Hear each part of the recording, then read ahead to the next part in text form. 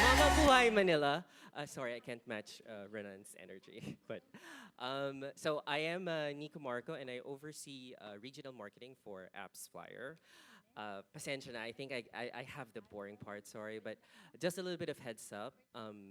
I will be sharing some of the highlights, and there's going to be a lot of numbers, a lot of data, but please know that we will share a more detailed and exhaustive version of this report after Mama Manila. So please stay tuned. I'm very, very excited. This is the very first State of App Marketing report that we're doing specifically about the Philippines. So we've got data, we've got insights, we've got trends, we've got opportunities that will hopefully help shape the way you view marketing for 2025 and beyond. Right. Okay, so with the highly dominant market share, please know that AppsFlyer data isn't partial, it's definitely panoramic. And I mention this because this is a pretty contentious topic these days, especially with pre-election survey results that have been coming out in the news. So I want you guys to remember that, hold up, all right, sorry. Okay. I want you guys to remember that with the 85% market share, that is a global number, but specifically for the Philippines, it's 71%. So what AppsFlyer does is we power 71% of mobile journeys in the Philippines. So what does that say? That means that our benchmarks, especially when it comes to marketing performance, isn't just global or international, it's definitely hyper-local as well. Okay, so here's what I have in store for you today. So essentially, I'm going to go through four quick segments or quick chapters that will shape, that essentially map the Philippine app ecosystem growth story. So firstly, install momentum at scale. So think big, big, big, big numbers. You're going to find that, you're going to find out more later. So it's also very much reflective of the I would say, reputed passion of Filipinos when it comes to mobile consumption. And we'll deal with that as the number one first. Number two is you guys are marketers here. You guys have your own apps, your brands. It's really knowing where your users come from and where the revenue also comes from. That is going to be very clear. And thirdly, a bit of a spoiler alert. I mean, come on. Filipinos aren't just downloading. They're staying, they're engaging, and they're doing more in your respective apps. But the bigger question is, and I want you to take this away also, is they're spending time in your app, but are they converting to actual dollars? So that's very, very important. And then finally is the unfortunate situation of fraud in the Philippines, because as the app ecosystem keep on scaling at a massive and rapid pace, so does the risks and the stakes. They get so much higher, and it's really a serious problem in this country, unfortunately. All right, so, okay, big, big numbers, big, big numbers. In 2024, guys, so as what was shown at Slido earlier, the Philippines saw over 3.6 billion app installs. So let's take a moment to take that number in. 3.06 app installs, just 1 year alone, just last year, in 2024. So that makes literally the Philippines one of the fastest growing app markets in the world. But let's also be very specific. So let's look at the region itself in Southeast Asia, right? So specifically for Southeast Asia, the Philippines has officially outranked other juggernaut economies like Thailand and Vietnam when it comes to app installs. So the Philippines is number 2 in Southeast Asia. It's only outranked by Indonesia, which I think has about 5 billion app installs. So there's consistent year-on-year growth. That signals more than just demand, guys. It's more than just demand. What it says is it signals a shift in digital behavior maturity. So that's very, very important. And I want to take a moment to also mention this, and this is a little bit of a pet peeve of mine, to be honest, is, you know, I get to be in the room, in a lot of like meeting rooms and all that, and I sometimes feel like I'm the token Filipino, and everybody says, oh, you know, Philippines is a growth market, Philippines is a growth market. To be honest, I think we should do away with that, right? Because what the numbers say here is the Philippines is no longer just a growth market. It is a proving ground for scalable engagement strategies. And that is actually thanks to you guys, thanks to you Filipino marketers. Okay, so let's break down the road to up to 6 billion app installs. So we're going to look at the numbers all the way 2018, so that's about 6 or 7 years ago. Um, we started with about 400 million in 2018. So that's a 750% increase within that 6-year period. That's driven by mobile first digital behaviors, obviously. And also, to be fair, I know internet here sucks for the most part, but it also shows infrastructure maturity over a period of 6 years. There is a 39.9% to be specific compounded annual growth rate. That is the CAGR for the Philippines over 6 years when it comes to app installs. And what that says is the Philippines has one of the most consistent mobile adoption curves in the world. And you will see here, there's a very clear inflection point that happened in 2021. We all know what happened then. These are the times of the pandemic lockdowns. So you see from 2020 to 2021, the number of app installs nearly doubled, right? So that trend obviously spiked, but it's not just that. The trend kept on sustaining, okay? And I think it's also very important to remember that you look at 2023 to 2024, right? You would think that, okay, lockdowns have been lifted, people are going out more, probably spending less time on their phones, spending less interactions in apps, but that's not necessarily the case. What happened in 2023 and 2024, there is a register of 1 billion app installs. So that is a really, really crazy number because it also shows that there is a deeper penetration when it comes to that, and there are cross-category usage when it comes to Filipinos. And again, the Philippines is a regional force with scale, speed, and stickiness. It's become a blueprint for mobile growth, especially for emerging economies all over the world. All right, so let's talk market share and why the Philippines is pulling ahead in 2024, specifically for Southeast Asia. So since 2018, the Philippines has grown its share by 128%. So that is the only market that you can see here compared to other big Southeast Asia economies that grew year-on-year gains every single year, okay? So you see that green bar right there is the Philippines. So it's been climbing nonstop, which is proof of consistent demand and performance. So other markets, to be fair, had sharp spikes, but also some slowdowns, but the Philippines just kept building and building. So installs, engagement, impact. So this isn't just a pace of growth, it's clearly a pace of dominance that is built year after year. Okay, so this one is pretty big. Okay, this one is pretty big, although a little complicated to understand, I think. So remember 2024, there are 3.06 app installs in the Philippines, right? But last year, specifically the non-gaming category, there's 1.8 billion app installs, okay? That is just from non-gaming apps. And if you've been a marketer for as long as I have been, there's been this long notion, to be fair, there's a lot of truth to that for a while, that app installs were largely driven by gaming apps, right, or gaming behavior. But that is no longer the case. So what this means is mobile is no longer just for entertainment or gaming. It is how Filipinos manage life, okay? So from shopping, to banking, to health, to short-form content, to even, it's my pet peeve, sorry, but government services, for example. Mobile, you have to go through and you have to check in on an app just to arrive at the Philippine airport, right? So mobile is now the main gateway to daily essentials. And we've seen a 41% jump year over year, 2024, from 2023 to 2024. So hindi lang siya trend, right? It's actually a full-blown shift in lifestyle. And if you zoom out all the way 2018, that is 637% of growth.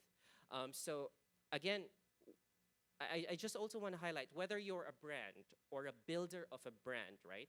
If you do not have a strategy with whatever that I'm walking you through today, right?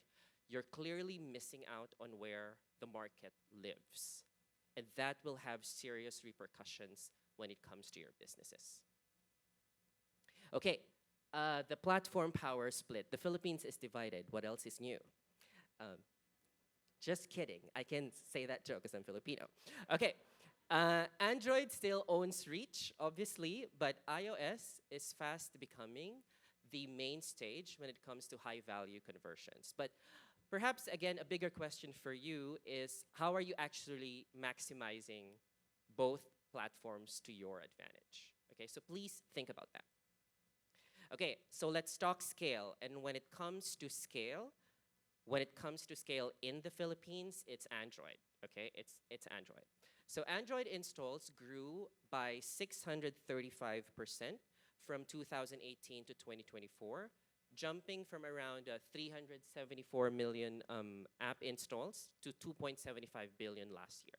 So literally 9 out of 10 app installs in 2024 came from Android. What is very clear here is Android is the platform of scale. It's the platform for scale. So it is really ideal for user acquisition at large volume, ad monetization, and market dominance strategies. So that is Android for you. But let's look at iOS, okay? iOS isn't just about in-app purchases anymore. And again, if you've been a marketer for as long as I have, the metric that, especially for our industry at AppsFlyer, we would always look at in-app purchases, right? But that's not necessarily no longer the case. Especially when you look at the Philippines, when it comes to iOS in-app advertising, the revenue there grew by 82% from mid-2023 to early 2025. So this is very fresh data. I just got this morning, actually. So early 2025. So can you, like 2020, that's just 2023 to early 2025. It's 82%, and it's doubled that of Android's growth within that same period. Just in the second half of last year, iOS IAA revenue spiked at an additional 77%. That is fueled by higher engagement, rising CPMs, as you know, and broader base of monetizable users. But again, I also just want to mention, like, oh, okay, so should I focus on Android? Should I focus on iOS? I don't think that is the right question, to be honest, because it is perhaps you should have separate strategies for both, right? But ultimately, what you need to understand is you have to have a strategy that is based around your growth goals. Okay, app engagement. Okay, engagement is no longer agnostic. We used to think like, oh, okay, a lot of engagement happens at Android, right? iOS users are not only growing, they're signaling intent more and more. So this isn't just passive usage, guys. This is indicative of deeper utility and brand affinity, right? So if you've been an Apple user, chances are you've probably been an Apple user for a long time, right? But again, do not discount Android at all. So let's find out more. Okay, zooming in on user behavior in terms of sessions, okay? The shift is very clear. iOS sessions grew 85%, nearly 3 times faster than Android, again from early 2023 to early 2025. Data just came in this morning. Signals are becoming more and more when it comes to iOS, and that also signals more growth, okay? It points to rapid depth of engagement when it comes to that platform. So these users aren't just downloading, they're coming back often, maybe uninstalling sometimes even. I don't know, you uninstall Tinder or whatever, and then you install it again. And then you stay longer, right? So a lot of that kind of action actually happens. But again, this isn't about iOS versus Android. It's about how both platforms are evolving. Android remains the runaway leader if you want to drive volume, while iOS is rapidly emerging as a loyal, high-frequency, high-spending audience. Okay, we're also seeing that the spend followed the engagement. In 2024, to be specific, user acquisition spend on iOS jumped 54% year over year, outpacing Android, but it's still a solid 27% growth on Android. So technically, you look at both, and they're growing just as fast. Again, this isn't about platform preference, it's about performance, okay? So marketers are shifting from volume-based buying to signal-led strategies, and iOS is delivering on those signals, so more sessions, stronger engagement, and higher monetization. But Android still remains a very strong foundation when it comes to scale.